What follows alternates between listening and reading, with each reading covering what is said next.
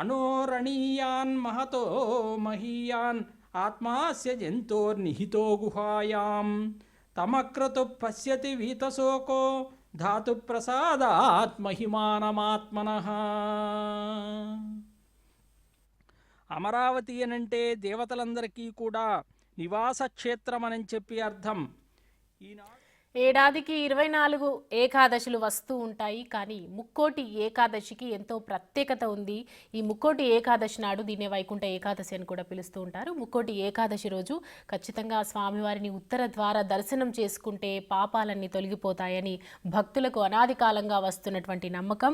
ఇవాళ వచ్చే ఈ ధనుర్మాసానికి వచ్చే ముందు ఏకాదశిని వైకుంఠ ఏకాదశి అని పిలుస్తూ ఉంటారు. అక్కడ మనం చూస్తున్నాం స్వామివారి సేవకులు పూర్తయిన తర్వాత వైకుంఠ ఏకాదశికి సంబంధించినటువంటి విశిష్టతను తెలియజేస్తున్నారు భక్తులకు. వైకుంఠ ఏకాదశి ప్రాప్తం గురించి చెప్తూ ఉన్నారు.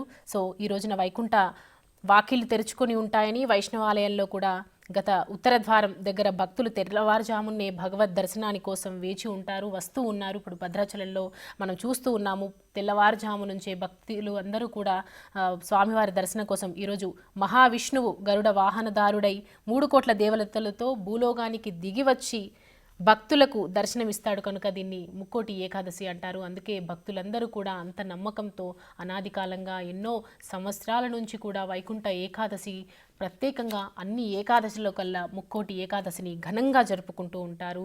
ఉత్తర ద్వార దర్శనం కోసం కూడా ఎంతోమంది భక్తులు వస్తూ ఉంటారు. ప్రస్తుతం మనం భద్రతను చూస్తూ ఉన్నాము. ఇప్పుడు భక్తుల సంఖ్య పెరుగుతూ ఉంది, లైన్లలో కనిపిస్తూ ఉన్నారు. 1 by 1 అందరినీ కూడా అలో చేస్తూ ఉన్నారు భక్తులు టెంపుల్ లోపలికి.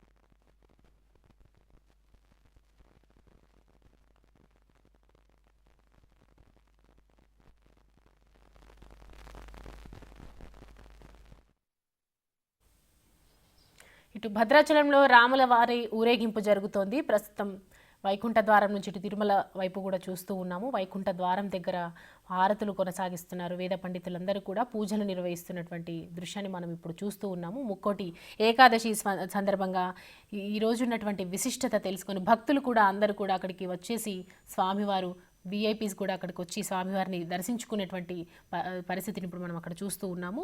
ఈరోజు వైకుంఠ ఏకాదశికి సందర్భంగా ప్రత్యేక హోమాలు, పూజలు, నైవేద్యాలు, ప్రసంగాల నడుమ ఇవాళ తిరుపతి దేవస్థానం కానీ, భద్రాచల దేవస్థానం కానీ వైకుంఠ ఏకాదశి సందర్భంగా ఆలయ మహోత్సవాలు కానీ అన్నీ కూడా నామస్మరణంతో ఇవాళ ఊరేగిస్తూ ఉంటారు. సో భక్తులు కూడా అక్కడికి అధిక సంఖ్యలో వస్తూ ఉంటారు.